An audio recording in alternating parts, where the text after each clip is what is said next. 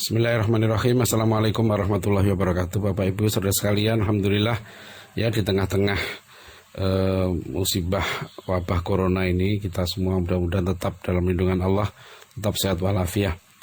Nah, pagi hari ini kita membahas tentang salah satu hikmah ya di balik wabah corona ini adalah mudah-mudahan kita sempat merenung memikirkan ya bahwa hakikat semua ini adalah datang dari Allah ya, qul la yusibana illa ma kataballahu lana. Enggak ada yang menimpa kita kecuali apa yang telah ditentukan oleh Allah Subhanahu wa taala. Jadi virus ini kita tahu ya adalah sebagian dari tanda-tanda ya, tanda-tanda ayat-ayat Allah. Ya, makhluk yang begitu kecil hidup di dalam sel, bahkan hidup dalam kuman atau bakteri itu ya, yang menggegerkan dunia ya. Hari-hari ini kita lihat, hari ini Malaysia lockdown, kemudian Prancis dan berbagai negara yang lain gitu ya. Kita masih tentu tidak semudah itu untuk menerapkan kebijakan karena kondisi masyarakat yang sangat berbeda.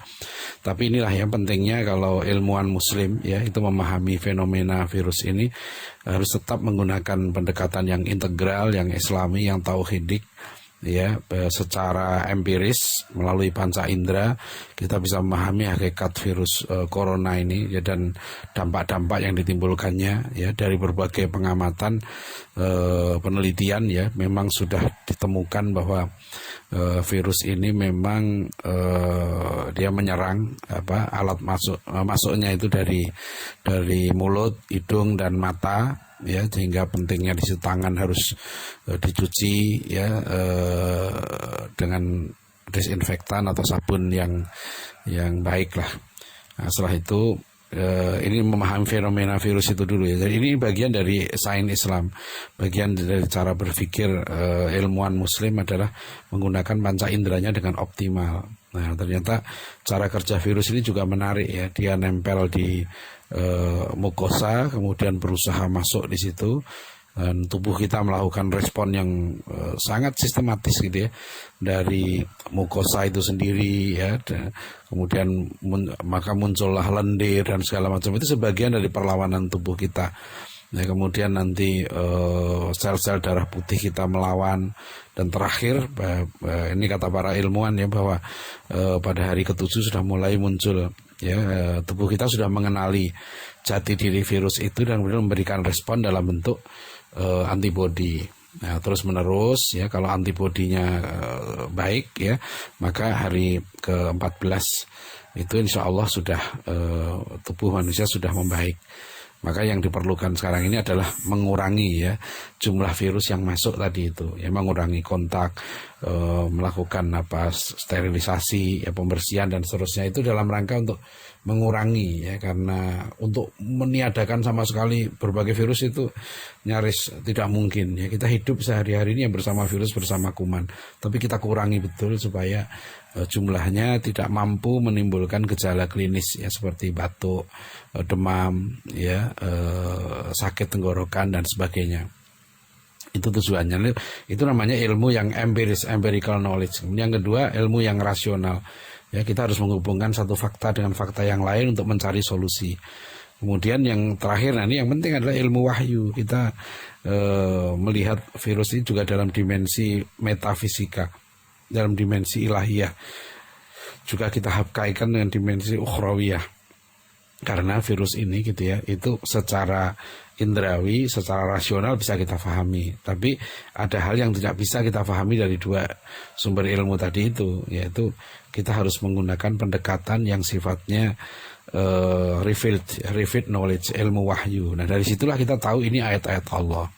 Tujuan utama dari semua peristiwa yang menimpa kita adalah supaya kita semakin dekat dengan Allah. Kita sedang diuji oleh Allah ya. Manusia diuji dengan virus, diuji dengan kuman, diuji dengan berbagai macam penyakit, musibah ya, banjir, gempa bumi dan sebagainya ya. Itu semua tujuannya kan supaya tujuan terpenting sesuai dengan tujuan hidup diciptakannya manusia kan untuk beribadah pada Allah. Jadi kalau dikasih musibah banjir ya, gempa bumi, kemudian virus, manusia ini harusnya apa sih gitu ya, harusnya sadar siapa dirinya, ingat gitu bahwa kita ini betul-betul bahwa kita pun tidak bisa berpikir rasional untuk mengenal asal-usul kita itu. Nggak bisa. Coba pikirkan dari mana asalnya jantung, asalnya hati, asalnya ginjal, asalnya pembuluh darah, sistem saraf dalam tubuh kita, sistem imun, ya sistem kekebalan tubuh itu dari mana itu asal semua itu. Itu adalah misteri dalam kehidupan kita. Ya, jadi makanya dalam surat Ali Imran ayat 190 sampai 191 itu dijelaskan ciri ulil albab. Itulah sosok ilmuwan muslim ya. Inna fi khalaqis samawati wal ard wa ikhtilafil laili wan nahar la ayatil li ulil albab ya.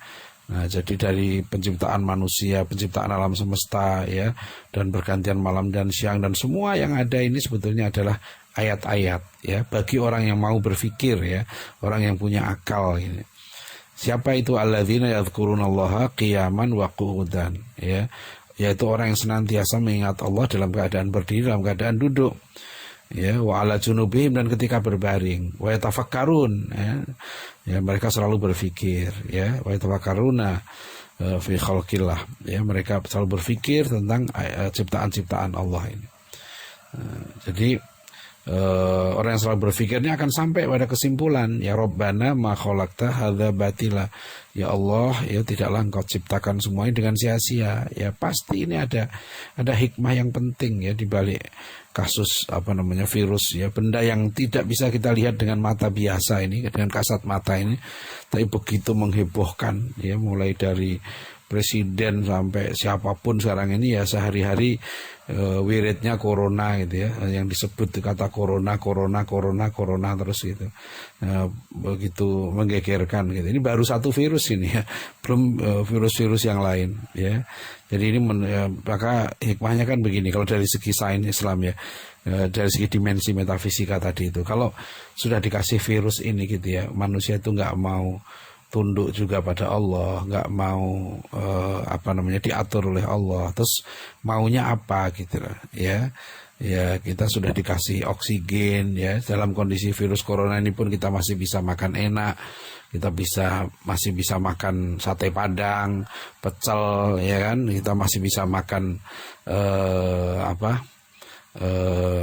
toge goreng ya, soto Betawi, apalagi coba, masih ada semua itu.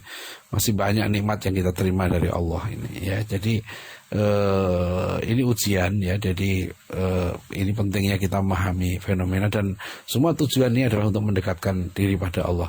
Itu enaknya kita jadi orang muslim ya, itu enaknya kita sekali lagi jadi orang muslim, karena kita punya perspektif yang orang sekuler, apalagi orang kafir gitu ya, itu tidak punya. Kita paham bahwa virus ini bukan datang dengan sendirinya. Virus ini bukan untuk menyengsarakan kita ya, bukan untuk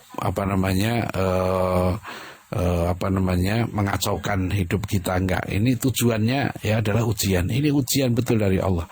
Ya, ujian dari Allah. Kita diuji oleh Allah ya, supaya kita semakin dekat ya, mendekat kepada Allah, karena kebahagiaan yang hakiki itu adalah kalau kita semakin dekat dengan Allah. Orang dekat dengan presiden aja begitu senangnya ya kan, orang berusaha mendekat pada penguasa. Pada penguasa itu kekuasaannya hanya beberapa waktu dan sangat terbatas ya. Kita sekarang diberi kesempatan melalui virus ini untuk mendekat kepada Allah yang maha kuasa, yang pemilik ya semua kekuasaan. Bahkan tu'til mulka man tasya ya, wa tansi'ul mulka mimman tasya. Engkaulah ya Allah yang memberikan kekuasaan, engkau ya Allah yang mencabut kekuasaan dari seseorang itu. Ya, jadi Allah yang mengangkat seorang menjadi mulia, Allah yang menghinakan seseorang ya. Nah, kalau kita bisa dekat dengan Allah ya, maka itu adalah kenikmatan, kebahagiaan yang hakiki. Nah, mudah-mudahan sekali lagi ya, kita gunakan cara pandang ya, ilmuwan muslim untuk melihat fenomena virus ini ya, virus corona ini ya. Mudah-mudahan kita, keluarga kita semua ya diselamatkan oleh Allah dari ini musibah virus ini. Mudah-mudahan tetap semuanya sehat walafiat. Jangan lupa kita jaga diri ya, banyak vitamin C ya, vitamin E dan macam-macam ya, untuk meningkatkan sistem kekebalan tubuh kita. Karena menurut pemikiran hasil penelitian para ilmuwan, memang virus ini hanya bisa dilawan melalui sistem antibodi kita, ya, sistem kekebalan tubuh kita itu. Ya, mudah-mudahan artikel ini bermanfaat, dan mohon maaf kalau ada kekurangan. Billahi taufik wal hidayah. Wassalamualaikum warahmatullahi wabarakatuh.